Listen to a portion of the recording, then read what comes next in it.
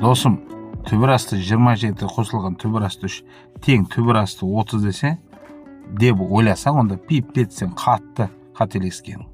Қарастайық, түбір асты 27 дегеніміз ол 9 көбейтілген 3 деген сөзді білдіреді. 9 дегеніміз ол 3-тің квадраты көбейтілген 3-ке. Яғни 9 ол 3-тің квадраты. Түбірден шығу үшін арифметикалық ол бір санның квадраты болу керек. Сонда 3 түбір астында 3 болады. Сонда мынаны қайталап жазсақ, түбір асты 27 қосылған түбір асты 3 ол тең болады.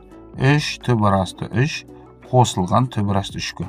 Енді мынаны қалай түсінуге болады? Ол дегеніміз 3 рет қосылып тұр деген сөз. Түбір асты 3 қосылған түбір асты 3 қосылған түбір асты 3 деп. Енді санайық, 1, 2, 3, 4. Сонда мына болады 4 көбейтілген түбір асты 3-ке. Енді қысқаша мағлұмат.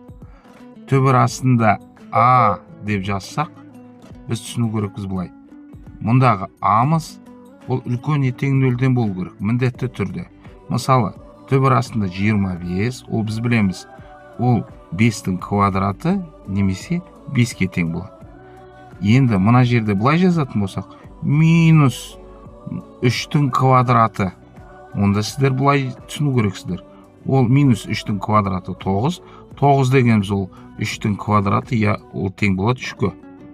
Ал егер түбір астында минус 2 болса, онда бұның шешімі жоқ дейміз. Өйткені түбір астындағы айнымалы, өрнек дейсіңдер ме, ол үлкен тең нөлден болу керек.